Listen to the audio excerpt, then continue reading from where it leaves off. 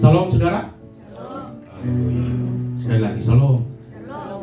Wah, harusnya tanggal muda ini orang berseri-seri wajahnya. Tapi saya lihat kok bermuram-muram dulu. Ada apa gerangan? Adakah gaji tertunda datangnya, saudara? Dan saya berharap saudara bersukacita hari ini, saudara bergembira hari ini, karena saya percaya tidak semua orang bisa mengenal kasih karunia anugerah dalam hidupnya tanpa seizin Tuhan. Amin. Tidak semua orang yang bisa menerima rahmat anugerah. Rahmat anugerah itu artinya kemurahan Tuhan untuk mengenal Sang Pencipta yang benar. Ada begitu banyak ajaran-ajaran dalam dunia ini mengajarkan kita kepada Pencipta kita. Semua agama dalam dunia ini menghantar kita untuk mengerti siapa Pencipta itu. Tetapi Pencipta yang sesungguhnya ini sulit dijumpai karena Dia yang punya sorga. Kalau kita dilayakkan untuk menjadi anak Tuhan, percaya kepada Yesus, itu semua anugerah. Amin. Semua karena kemurahan. Hari ini saya ingin berbicara tentang ajaran kebenaran yang benar. Ajaran kebenaran yang benar. Berarti ada ajaran kebenaran yang tidak benar. Karena firman Tuhan berkata, berwaspadalah, berhati-hatilah dengan nabi-nabi palsu, guru-guru palsu. Ajaran-ajaran yang salah kita harus berwaspada. Nah baik, kita akan buka firman Tuhan dalam 2 Tesalonika pasal 2 ayat 13 sampai ayat 17. 2 Tesalonika pasal 2 ayat 13 sampai 17. Kita akan belajar bersama-sama mengenai firman Tuhan ini.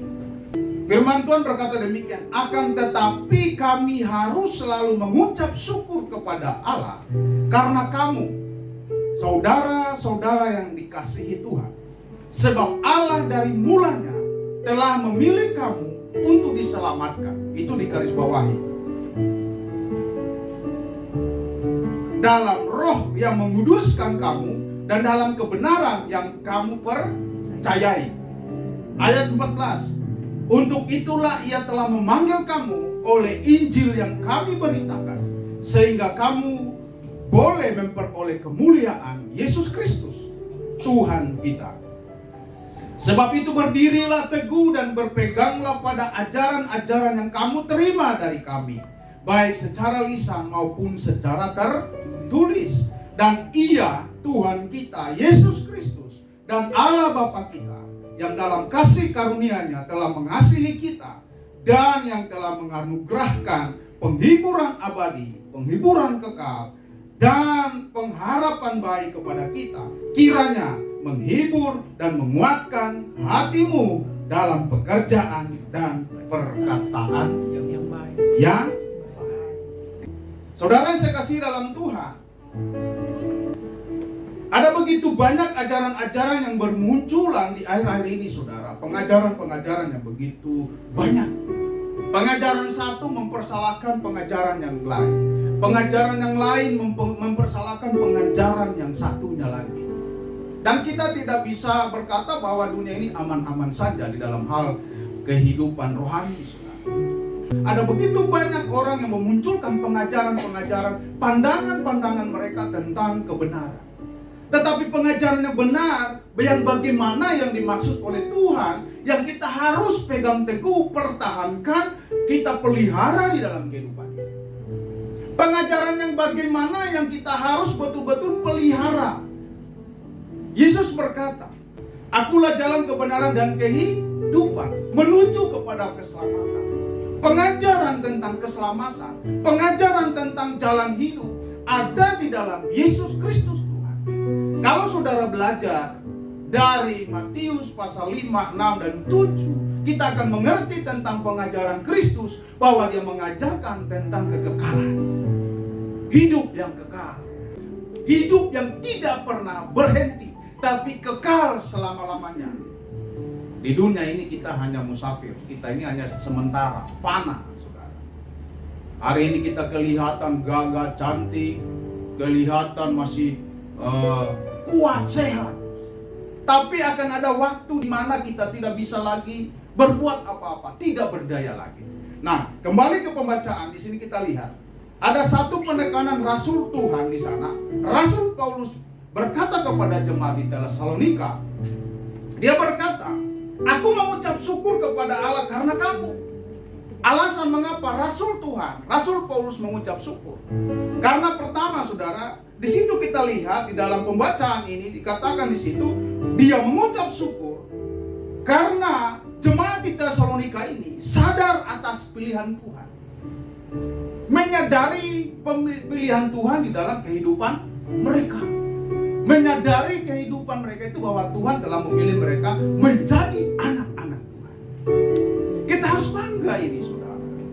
Saudara menjadi orang Kristen, menjadi percaya kepada Yesus, mengikut Yesus, bukan karena engkau mau mengikut Yesus, tetapi itu diberikan anugerah kemurahan untuk mengenal Sang Juru Selamat.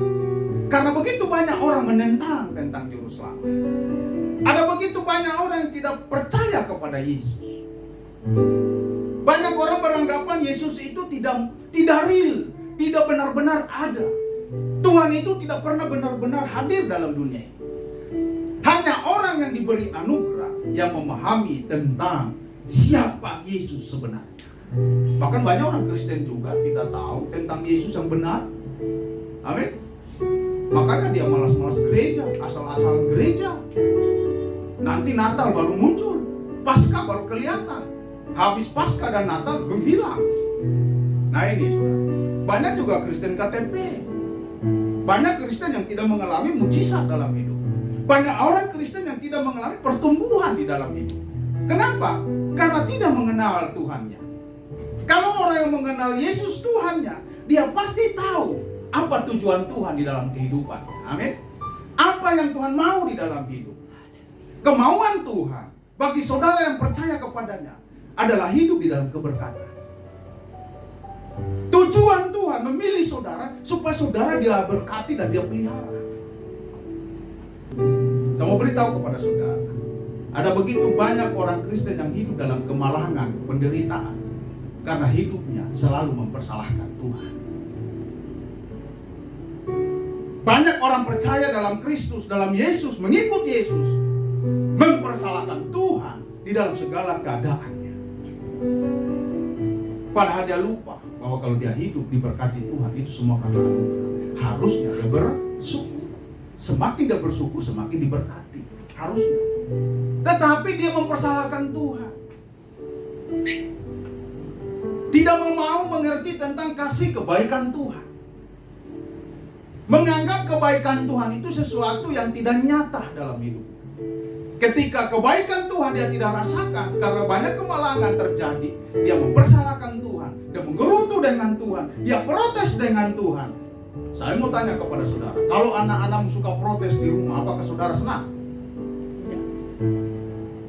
Mamanya, bapaknya sudah beli ikan, goreng ikan, bikin tumis lombo yang enak-enak dibuatkan, tapi dia berkata, ini makanan menjijikan. Saya tidak suka lihat makanan ini. Sudah dibelikan daging ayam misalnya, sudah dibelikan makanan yang nikmat, Kentucky Fried Chicken, saudara, dia bilang, ini bukan selera saya. Mama tidak tahu selera saya, mama orang jahat. Saudara senang? Ketika engkau mengikut Tuhan Yesus dan engkau protes kepada Tuhan yang memberi nyawa dalam hidup, menciptakan engkau menurut rupa dan gambarnya, dan engkau berkata, Tuhan tidak baik dalam hidup saya sudah ikut Tuhan tapi saya miskin, maka saya mau sampaikan kepada saudara, Tuhan akan bersedih dan tidak akan memberkati saudara dan saya. Dia akan menahan berkat itu. Karena kenapa? Hidupmu tidak penuh dengan syukur. Hidupmu tidak penuh dengan sukacita dengan Tuhan. Oleh sebab itu saudara, sadar atas pilihan Tuhan. Saudara dan saya telah dipilih oleh Tuhan. Bukan dipilih Bapak Gembala, bukan karena disuruh Bapak Gembala datang gereja.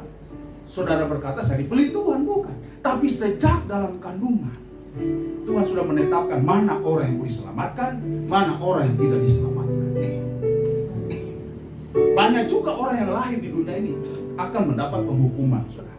Nah, yang kedua, untuk memperoleh kemuliaan. Kemuliaan, kita lihat lagi dalam pembacaan ini. Sebab Allah dari mulanya telah memilih kamu untuk diselamatkan dalam roh yang menguduskan kamu dan dalam kebenaran yang kamu percayai. Tuhan sejak mulanya sudah memilih kita. Tuhan sejak mulanya sudah memilih kita menjadi orang-orang yang percaya akan namanya. Dan orang-orang yang percaya ini dikuduskan di dalam kebenaran. Apa itu kebenaran? Kebenaran itu firman Tuhan. Yohanes 17 ayat 17 berkata, kuduskanlah mereka dalam kebenaran. Firman Tuhan, Alkitab saudara yang saudara percayai, yang saudara baca itu akan menguduskan roh dan jiwamu kalau engkau sungguh-sungguh menyerah kepada Tuhan. Injil Yohanes pasal 14 ayat 1, 2, dan 3, dan 6. Bunyinya demikian. Dan kemana aku pergi, kamu tahu jalan ke situ. Kata Thomas kepadanya, Tuhan, kami tidak tahu kemana engkau pergi. Jadi bagaimana kami tahu jalan ke situ? Kata Yesus kepadanya, akulah jalan dan kebenaran dan kehidupan. Tidak ada seorang pun yang datang kepada Bapa kalau tidak melalui aku. Tidak ada seorang pun. Ini coba dipahami saudara, bahwa kalau ada seseorang yang mengklaim dirinya bahwa dialah satu-satunya jalan, dialah satu-satunya untuk mencapai keselamatan, dan dia sendiri berkata tidak ada seorang pun yang bisa sampai kepada Bapa, yaitu Allah, Allah Tuhan yang kekal, Yahweh Elohim yang kekal. Tidak ada seorang pun bisa datang ke situ kalau tidak melalui aku. Berarti dia itu sebagai jaminan. Saudara, untuk masuk di hotel ini datang beribadah, jaminannya itu adalah Bapak Gembala yang menggembalakan gereja. Benar? Tidak mungkin kita mau datang di sini kalau tidak ada jaminan bahwa ada ibadah di situ yang digembalakan oleh Bapak Pendeta misalnya. Dan orang hotel berkata, apa yang kau bikin datang di sini? Kamu cari siapa? Mau bertemu siapa? Kamu bukan tamu hotel, kamu bukan menginap di hotel, kamu bukan siapa-siapanya hotel. Kamu cari apa dalam hotel? Pasti saudara dikasih keluar. Amin. Kita disuruh pergi karena tidak ada yang menjaga. Saudara misalnya mengajukan kredit di bank untuk mendapatkan uang, ada jaminan. Minimal surat sertifikat tanah atau rumah saudara. Kalau nggak ada jaminan untuk mendapatkan itu, bagaimana bisa cair saudara? Harus ada jaminan. Yesus berkata sendiri, akulah jalan, akulah kehidupan, akulah tempat untuk engkau lalui mencapai kekekalan. Dan tidak ada seorang pun bisa datang kepada Tuhan pencipta langit dan bumi kalau tidak melalui dia. Silakan saudara mencari yang lain. Dan semua kita manusia di bumi ini, dari semua apapun yang kita lakukan, di dalam keyakinan kita, kita mencari dan mencapai kekekalan itu. Tapi kita harus paham bahwa untuk mencapai surga ada pemilik surga. Kalau surga ada yang miliki, berarti ada jalannya, ada pintunya untuk masuk dalam kerajaan surga. Siapa yang punya dan siapa yang bisa menjamin kita masuk ke dalam? Bersyukurlah kita sebagai orang percaya karena kita yakin bahwa dengan iman kepastian di dalam hati kita, kita berkata, Tuhanlah jalan kebenaran dan dialah yang menjamin kehidupan saya untuk mencapai kekekalan itu. Itulah kebenaran yang benar. Itulah kebenaran yang datang kepada kita sesuai janji firman Tuhan dalam hidup kita, bahwa engkau harus hidup di dalam kebenaran yang benar-benar benar dalam kehidupan. Bukan kebenaran isapan jempol yang berkata hanya memberi kita bayangan-bayangan yang membuat kita terlena dengan cara berpikir. Surga itu bukan pikiran, saudara. Surga itu real adanya dan neraka real adanya. Surga itu harus dicapai dengan keyakinan iman, bukan dengan pikiran. Bukan hanya sekedar berfantasi, aku sudah masuk surga, aku merasa masuk surga, padahal masih di luar surga. Beberapa minggu yang lalu saya pernah menyampaikan firman Tuhan, yaitu dikenal Tuhan atau mengenal Tuhan. Banyak orang Kristen, orang percaya merasa mengenal Tuhan, tetapi sesungguhnya Tuhan tidak mengenal kita. Bahaya di sana. Tetapi saya mau memilih, dan saya berharap saudara memilih, engkau dikenal Tuhan, bukan engkau yang mengenal Tuhan. Karena kalau engkau yang mengenal Tuhan, ada kemungkinan Tuhan tidak mengenal kita. Tapi kalau Tuhan yang mengenal kita, ada jaminannya bahwa Dia menjadikan saudara dan saya milik kepunyaannya. Amin. Nah itulah saudara. Nah selanjutnya, untuk memperoleh kemuliaan, di ayat 14 kita lihat, saya akan baca lagi saudara, di pembacaan pertama tadi. Ayat 14 berkata, untuk itulah Ia telah memanggil kamu oleh Injil. Apa itu Injil? Berita sukacita, berita damai sejahtera, berita kebahagiaan, berita keselamatan di dalam penebusan Kristus di kayu salib. Dia berkata, Eloi, Eloi lama sabachthani. Dia dipaku di kayu salib, dia berkata, Eli, Eli lama sahabat. Siapa Eli? Dia memanggil keilahiannya, tetapi dia harus mati dalam kepanahan. Tuhan tidak bisa mati, saudara. Amin. Siapa bilang Tuhan bisa mati? Tidak bisa mati. Tetapi dalam rupa daging, dalam keadaan daging, yang dia ambil rupa, dia hadir. Karena dia dilahirkan bukan dari keinginan seorang laki-laki, tapi dia dilahirkan karena keinginan Tuhan sendiri, tanpa suatu pernikahan. Maria mamanya mengandung dari roh Tuhan, dari roh Allah. Dia datang mengambil rupa manusia, mengambil daging yang sama dengan manusia, supaya manusia yang hidup dalam daging bisa melihat Tuhan. Dan lewat daging itu dia mati menebus manusia. Dan ketika dia mati menebus manusia, dia berkata, Eli, Eli lama sabachthani. Dan perkataan terakhir di kayu salib dia berkata, sudah selesai. Kata selesai, selesai pengampunan dosa. Dia mati dikuburkan 3 hari 3 malam. Sebelum Yesus bangkit dari kematian, dia manusia sebelum dia bangkit dari kematian, dia manusia, hanya seorang nabi, seorang rasul yang tidak lebih daripada manusia. Tetapi setelah 3 hari kematiannya, malaikat berkata, mengapa engkau mencari dia yang hidup di antara orang mati? Yang membuktikan bahwa seseorang yang mati dan bangkit sendiri dari kubur, itu hanya Tuhan. Itulah alasan mengapa kita percaya bahwa dia Tuhan. Karena dia bangkit dari kematian. Saya mau tanya, ada orang yang mati bangkit sendiri? Ada? Kalau ada orang mati bangkit sendiri, terus dia datang di rumah kita, dia bilang minta kopi, saudara lari. Iya, karena kita pasti bilang hantu atau arwah gentayangan. Tapi Tuhan bukan arwah gentayangan. Dia real naik ke surga. Dia berkata, aku pergi kepada Bapa menyiapkan tempat bagimu. Itulah kebenaran yang benar. Haleluya. Untuk itulah Ia telah memanggil kamu oleh Injil, yaitu kebenaran.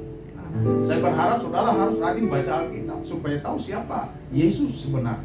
Jangan sepotong-sepotong, baca dari pertama. Baca dari perjanjian lama, perjanjian baru, tahu. Pasti saudara tahu. Roh Kudus akan menolong saudara membukakan pintu hatimu mengetuk, dan Dia akan mengajarkan kebenaran. Nah, lanjut saudara. Ayat 15. Sebab itu berdirilah teguh dan berpeganglah pada ajaran-ajaran. Apa itu kita harus berdiri teguh? Artinya kita punya sikap konsisten, sikap yang betul-betul tidak goyah di dalam Tuhan. Berdiri teguh ini tidak ombang-ambing. Sekali Tuhan tetap Tuhan. Sekali percaya tetap percaya. Sekali Yesus tetap saya bertahan demi nama Yesus. Berdiri teguh. Tidak gampang. Kita jatuh bangun. Saya percayakan hidupku kepada Tuhan yang hidup. Dan saya percaya saudara pasti banyak mengalami tentang kuasa Tuhan dalam hidup saudara. Siapa yang mengalami mujizat setiap hari? Angkat tangan. Wah, ada. Saya pun mengalami mujizat setiap hari. Untuk datang dari rumah ke sini itu mujizat. Karena kita tidak tahu apa yang terjadi ketika kita pulang. Tapi kalau kita masih sampai di rumah selamat, itu mujizat. Tidak bisa kita menjamin hidup kita aman. Amin. Tapi kalau saudara aman dan masih kuat, sehat hari ini, mujizat bagi saudara. Maka itu alasan kita bersyukur. Itulah alasannya kita tidak mau bimbang dan ragu dengan Tuhan. Tetap berpegang teguh kepada kebenaran yang menyelamatkan. Ingat, Injil itu adalah keselamatan jiwa. Berita keselamatan jiwa. Injil, kebenaran, firman Tuhan. Memang saudara saya mengakui bahwa hari-hari ekonomi semakin sulit. Amin. Kalau kita berkata saya selalu susah ekonomi pendeta, saya terlalu sulit dalam kehidupan ini, itu alasan saya untuk tidak mencari Tuhan, karena tidak ada biaya untuk datang gereja. Saudara, semua orang punya kesusahan yang sama. Orang tidak kenal Yesus, orang tidak percaya Yesus pun mengalami kesusahan ekonomi. Pendeta juga mengalami ekonomi yang susah. Tidak ada yang lolos. Tetapi firman Tuhan berkata, berdirilah teguh. Amin. Berdirilah di dalam Tuhan. Percaya dalam Tuhan, ada kemenangan, ada kelimpahan. Percaya di dalam Yesus, ada keberkatan. Amin. Haleluya. Saudara percaya bahwa dalam Yesus pasti diberkati? Yang percaya angkat tangan, jangan malu-malu. Wah, haleluya. Pasti diberkati. Pasti dilindungi. Walaupun pikul salib, walaupun air mata jatuh, walaupun banyak tantangan, di dalam mengiring Tuhan selalu ada masalah. Selalu ada problem, tapi bukan itu yang menjauhkan kita dari Tuhan. Justru semakin ada kita datang berdoa, semakin banyak masalah makin cari Tuhan. Saya berharap lewat firman Tuhan ini, saudara dan saya berdiri teguh di dalam Tuhan, dalam iman kepada Kristus Yesus Tuhan. Amin. Mari kita bangkit berdiri, kita akan berdoa.